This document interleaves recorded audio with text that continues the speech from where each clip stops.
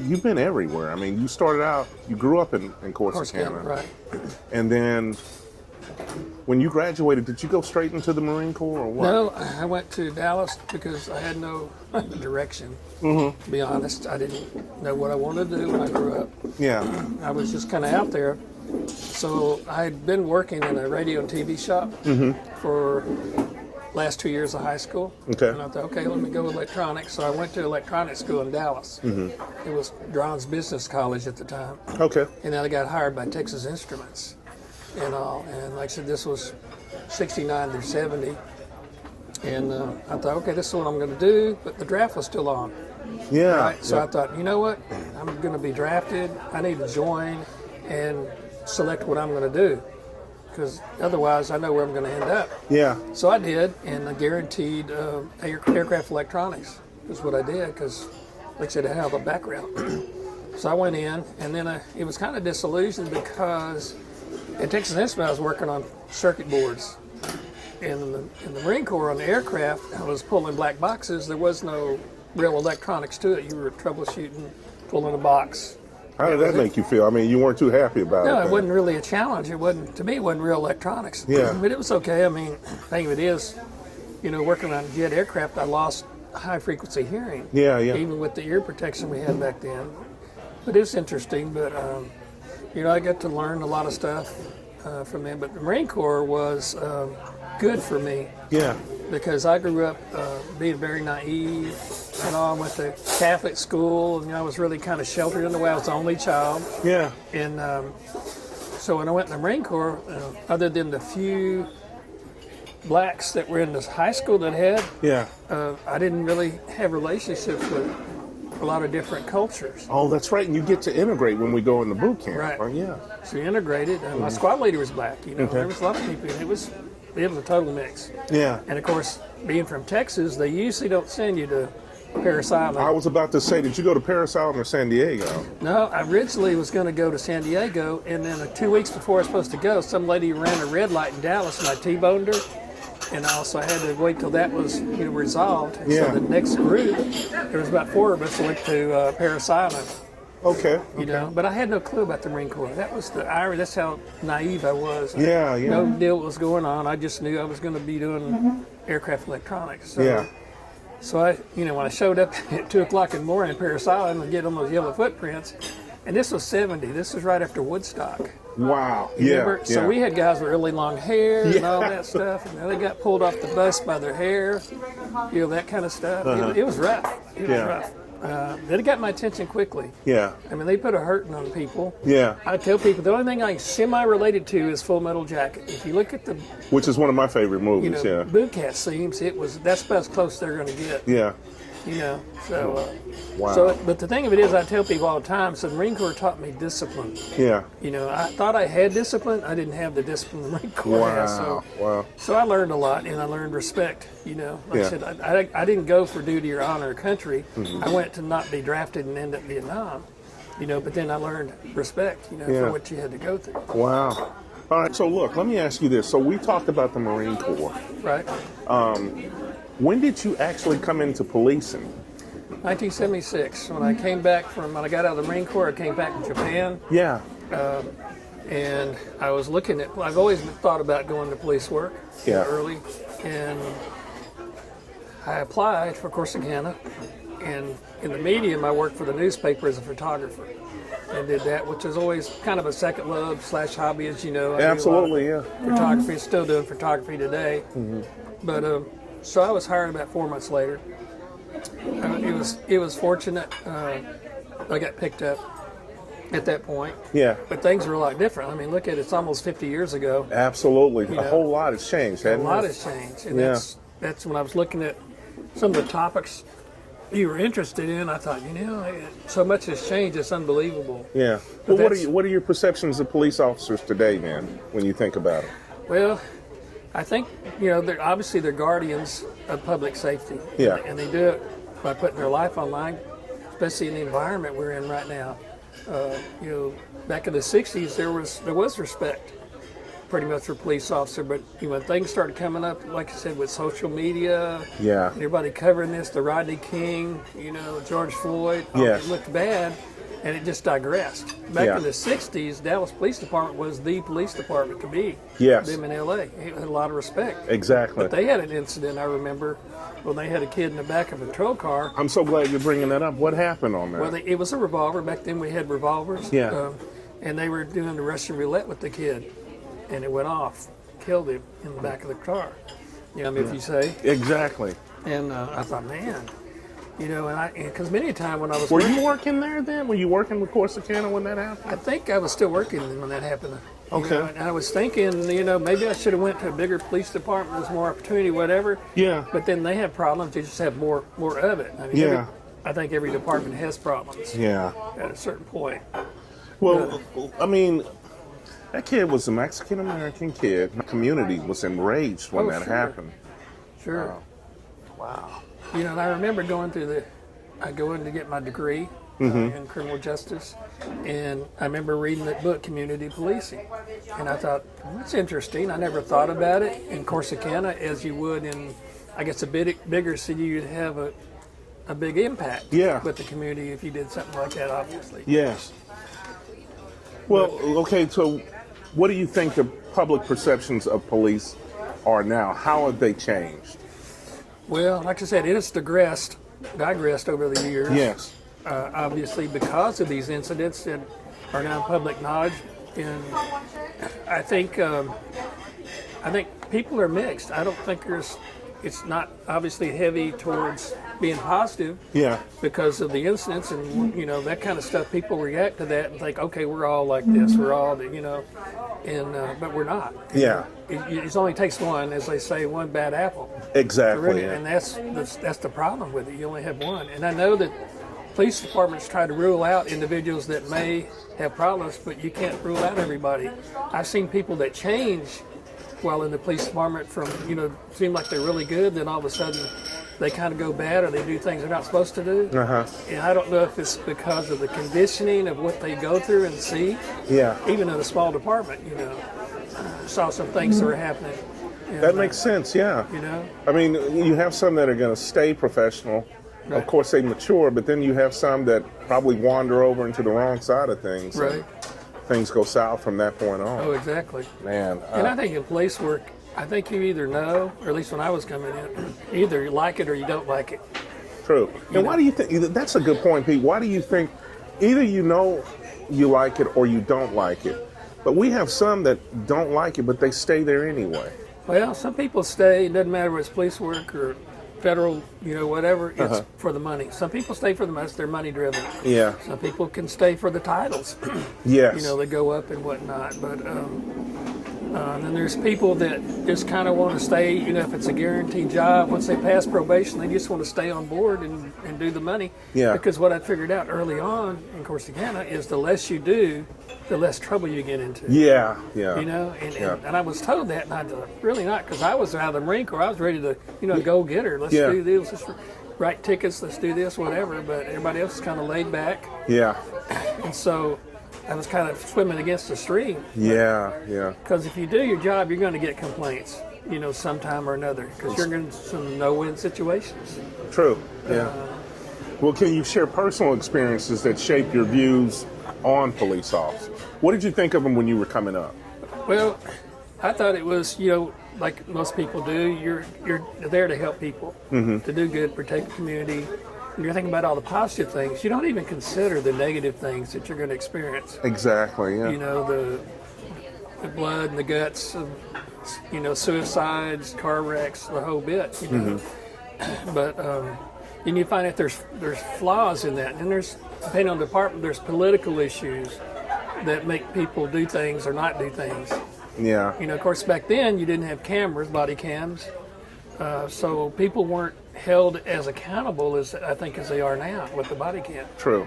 And it's a double-edged sword because it'll protect you or it'll indict you if you're doing the wrong thing. Absolutely, yeah. Yeah. And back then, it was a little easier to kind of drift off and do some things you're not supposed to do, but not really in a criminal element, but something you probably shouldn't do. Yeah. Yeah. We had There was a guy that I worked with. He started about a month before I did. He was a really good Christian guy. Everybody liked him. He was well known and whatnot. But the thing of it is, anytime we had an incident where we had like a chase, vehicle chase or foot chase, he went off the rails. He did excessive force on the individual. Mm-hmm. And I thought, my gosh, that's not him. It's like a totally flip. different person. Yeah, like a switch flipped on him. And I thought, wow, man. And he eventually, it wasn't too long after I left, he left. I think he figured it out. This is not for him because he couldn't control the adrenaline thing. Wow. When it was peak. Yeah. And he was a good guy, and he still is. He went up to work for the oil company, and he was a smart guy. Well, when we think about that, what are the qualities that you believe that police officers should have coming in? Well, first and foremost is integrity and honesty. You got to have integrity. You can't just halfway do things, and you got to be honest about things because you're in situations you could take advantage of, whether it be money or drugs or whatever. Yeah. And I've heard of police officers. Always hated when you stopped a female or traffic violation. Yeah. And you approached them and they do something obvious. Like pull the blouse open or pull the skirt up, and I always hated that because that little tease I didn't appreciate. I wanted them to be honest. I'm more of the kind of guy that, can you give me a good, honest, excuse. Yeah. Okay. Well, we'll let it go. Yeah. But when they do that, it kind of made me like, you know what? I'm just going to write a ticket anyway, which is what I should do anyway. Exactly. Yeah. I gave people, a lot of slack. Yeah. Some people write 10 over. I usually let them 15. I tell people that all the time. I didn't really make contact with you unless you were going 15 over. Right. Yeah. And all that. And of course, I learned real quick too that politics plays, especially in the small department, part of it. Yeah. One evening, I wrote the mayor's son a ticket. Oh, wow. He was hauling. He was doing 20 over Uh-huh. on the highway coming in, and he was just a little firebird, and he didn't say anything. He was polite, through the deal, wrote my ticket. Well, 30 minutes later, I get a call from the sergeant. You did come in. Okay, so I go to the deal. He said, look, the mayor called the chief called me. You need to tear up that ticket. Oh, wow. And I said, it was a good ticket. He was 20 miles over. He didn't complain. He didn't, Yeah. And she said, well, no, we're going to have to tear it up. And I said, look, I'll give it to you. If you want to tear it up, that's fine. I said, Yeah. And so I didn't get any repercussions out of that. But, the thing of it is, it's not right. Yeah, you learned a big lesson over that, I'm right. sure. And like I said, it wasn't intentional. I wasn't targeting him. I didn't know when I stopped him that he was him until after I looked at the last name, obviously. But Yeah. But I could have cut him some slack. Yeah, you do learn from that.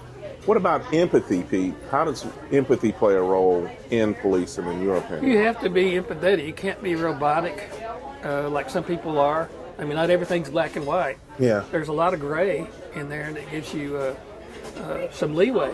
Yeah. And if you don't empathize with the people, that's really not good community relations with them. And they know, because you're cold and just whatever, they pick up on that too. Yeah. And then you get reputation. This guy's cold and hard, and you didn't cut us any slack. Yeah. But so I learned probably more empathy. Yes. At that point. Yeah. With dealing with people. Yeah. What about technology now? What do you think about the technology now, and how has it really improved? Well, technology now, it's a game changer. Yeah. Because we didn't have all that stuff. We didn't have the aspetons. We had those big sticks. Exactly. Which were so impractical. Yeah. I think I clocked more people with a 7-cell flashlight at night than I did with that big stick, know. But now that you've got the aspeton, which I got to be an instructor with the aspeton and OC spray with the federal government later. Yeah. Well, even then, it's changed. The terminology changes all the time. We called it non-deadly force. Now it's non-lethal force. Exactly. Yeah. Kind of thing. And I wish we had that stuff back then, because it makes a difference. Because otherwise, you're hands-on or something. Yeah. With people, and that's not good. You don't need to use, lethal force. But non-lethal is pretty good. Yeah. Yeah. And I agree with you on that. Well, what about diversity within police departments? You and I were talking about what it was like you coming up in high school. How is diversity, how important is that within the police structure? Or is it important to It you? is important because the community is going to relate to that. Yes. We had, if I remember right, to be honest, when I started, there was one black officer with Corsicana, and he was a sergeant. He'd been there a while and whatnot, and people related to him differently than they did to white officers. Yeah. You know, same thing with Hispanics. We had some Hispanic officers. You know, I just feel like, okay, we can relate, and you get a different response Yeah. from that. So I think it's real important because you got to reflect the community. I didn't think much about it back then, but then as it's gone on, I see it is important because back then I don't think people spoke up as much as they do now. I think you're right. Yeah. You know? Yeah, more forthcoming. Exactly. How do you view the impact? I love this question for you. How do you view the impact of social media in policing? Well, again, it's a double-edged sword. Depends on who's telling the story, what side they're going to take. Yeah. And people see that now. And it's, you know, the thing about social media, once it's out there, it's out there. Yeah. It's out there forever. It's like the toothpaste and the, you know, coming out of the tube, you can't put it back in. True. And people, you know, initially, I think people are starting to step back and look at it because there's been so much false information put out there. And the best thing to do is to listen to it and then wait for the facts. The problem is we jump to conclusions now with social media. TikTok, YouTube, you name it. Yeah. Before we even know the full facts. Yeah. And I've told people, I said, look, Rodney King was obviously a Yes. bad thing. There's Yes. no doubt. George Floyd was a bad thing. Yes. It could have went differently. Yes. And all, but people automatically want to go, oh, the police are doing it again. You Yeah. know, they said, well, you don't know the facts, what happened. You don't see everything. And you know, and when you say that, doing it again, you and I both know how many interactions we have on a schedule on any different shift. Right. This is one tragedy or one incident in how many. Right. And so, you know, when people look at that, you need to take into context also the different calls that we're on any given exactly. day. Yeah. You know, you don't know what the next call is going to be. Yes. When it happens, you're not prepared for it. You just have to react. You Yeah. have to make those critical decisions, critical thinking. And the thing of it is that they're doing now, they didn't do back then, was de-escalation techniques. Absolutely right. Yeah. You know, they didn't have that back then. You either did or you didn't. You Yeah. know. I like to call those the caveman days, even though I came in on the tail end of that. Right. When I'm talking to some of these rookies, cadets now, back then, I think you'd agree, all you had to do was know how to swing your fists and your stick Right. and lay the law down. Now Exactly. we have to be able to walk and chew bubble gum at the same time, Exactly. to critically think through Oh, you sure. know, these issues. So. Yeah, we didn't even consider that. We just did it the one way, and of course your mentors did it the same way. Exactly. So you learned from your mentors. Yeah, yeah, and that's interesting. How should police handle public protests and demonstrations? What's your opinion on that? Well, you got to consider it is their right to demonstrate as long as it's peaceful. Yes. But you do have to enforce the law, not let it kind of get outside where it's, somebody could get hurt or Yeah. whatever. So it's a delicate line to walk. Yeah, yeah. Depending on, and there's more demonstrations now than ever. It does seem like that, doesn't it? And For everything. right, you've got to show that force, you know, being there Yeah. to dissuade it. Yeah. You know, because some people, that's what it takes, the dissuasion. Because, for instance, at the airport, it was ironic when I watched people. If you had people that kind of ganged up over here and you couldn't get them to go down, and they, you know, gang up, so to say. If you sent an officer that was on light duty without his weapon or her weapon, they didn't hardly listen to him. But you send the next officer with his weapon, Yeah. because they're looking at that uniform and that weapon. Wow. It shouldn't have to do that. True. Yeah. Well, what do you think about how should we better recruit for new officers? Since we're not getting the officers we need, the amount, what should we be doing? Well, again, for some people, it's about the money. Yeah. For some people, it's about the power. But it shouldn't be that. It should be not just that they're capable physically and mentally, but they have to realize, as we all do in life, that you're never going to stop learning. You're always going to be learning something new. Going to the academy just gives you the basics. You learn your job on the job. Yeah. Yeah. Same thing with in the federal government. You know, constantly learning. People think it's over. So we need to look at that. They need to understand it. We need to give them the big picture. Yeah. And say, if you still want to do it, this is what it is. Because the money will only take you so far. I saw it in the federal government. They were losing people once they consolidated customs and immigration and agriculture. Some people said, I don't want to do that, so they'd leave. And so they threw more money at them and more money at them, thinking it would keep them. And some people would stay because, hey, I'm getting this much more money. But in the long run, if you're not happy with your job, you're not satisfied, then you're going to leave anyway. And the satisfaction is with you being happy when you do good things, which is a small part of the policing. Yeah. Most things you have to do is enforcement. But you get, like I said, community relations. You get, you save somebody, you did something. That's your reward. Yeah. So you have to make your own reward. In community relations, community policing, how important is that, in your opinion, to relate to the community, to be out in the community? Well, it's really important. More important now than ever because of social media, Yes. because of news coverage, because they only see you're out there in front of hundreds of people or whatever. You don't know them. They all know you. They remember you in your uniform. That's true. And so what you do, that's how they're going to judge you. So you have to relate to them. You have to do things, interact with them, let them know that, hey, I'm not just a machine. I'm human. I have faults. We're going to make mistakes. But I'm also here for your good. Look at New Orleans, Katrina. We went there. Oh, that's right. Yeah. We showed up, and the units that were there were utilizing the police action. It wasn't an enforcement action. Yeah. It was a rescue deal. And when we got there and turned around, and they realized that we were there to help them, we passed out waters, we got them organized. They were so cooperative. Absolutely. Absolutely. And very thankful. Right. Yeah. How do you think public trust in police can be restored? We know we have an issue with that. Right. Well, you're not going to stop social media or the TV trying to find a negative angle. Yeah. You just have to do a good job, and I think do more community policing, maybe workshops, and a lot of them are doing. Yeah. So they can ask their questions. Because, where else do they get a chance to talk to an officer? Yeah. You've got what they call kitty cops at the schools and whatnot. Exactly. They're good relation points, I think, with the students. And once they see, hey, you're not there just to be bad and on us, and you're there to help us, and that's going to affect them, especially in high school and whatnot, on to being. I think you're right. That gives them a better perception of police early on. Right. So that takes a certain kind of personality, I think. Yeah. To do that. Well, what do you think about the view? How do you view the relationship between police and other emergency services, police and fire, and some of the other? Well, in essence, we're all one team. Yeah. We need to work together. I know there's traditionally, there was a little friction because we're better, we do more, we do whatever. And that's not the way to do it.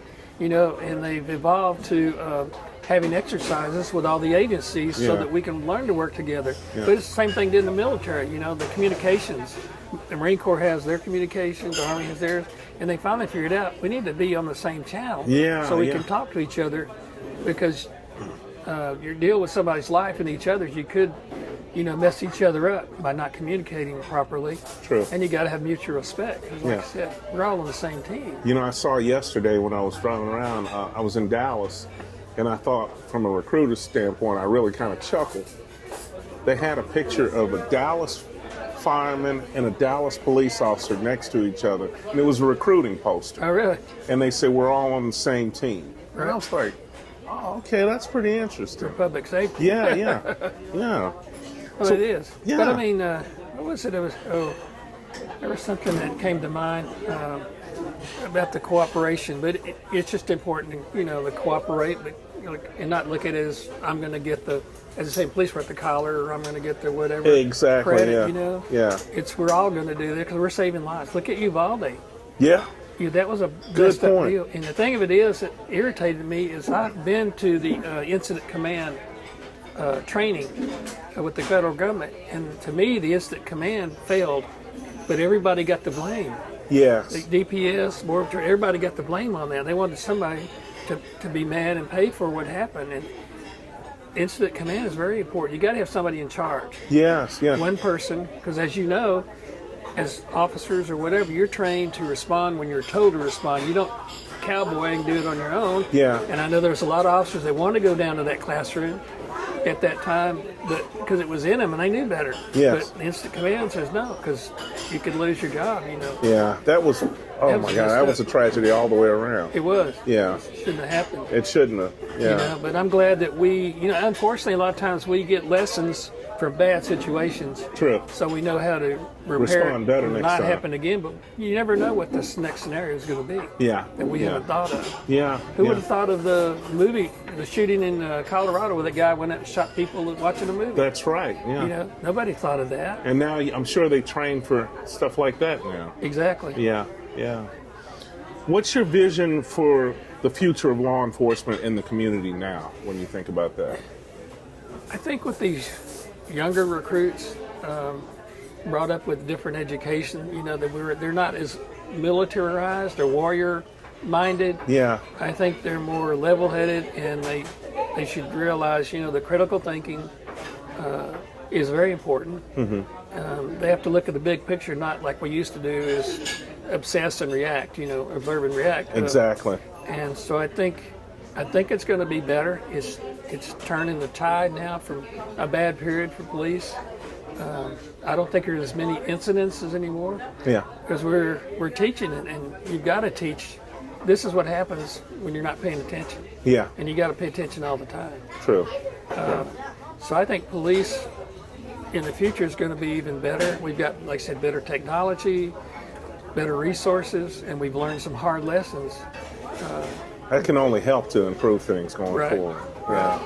All right. Well, this is kind of funny for me. Peter Borsellino, or that's right, Peter Paul. But I always called you Pete, right. and everybody always called you Pete. Right. We got to thank you. Thank you so much for this interview. Oh, you're welcome. Thank you. All right.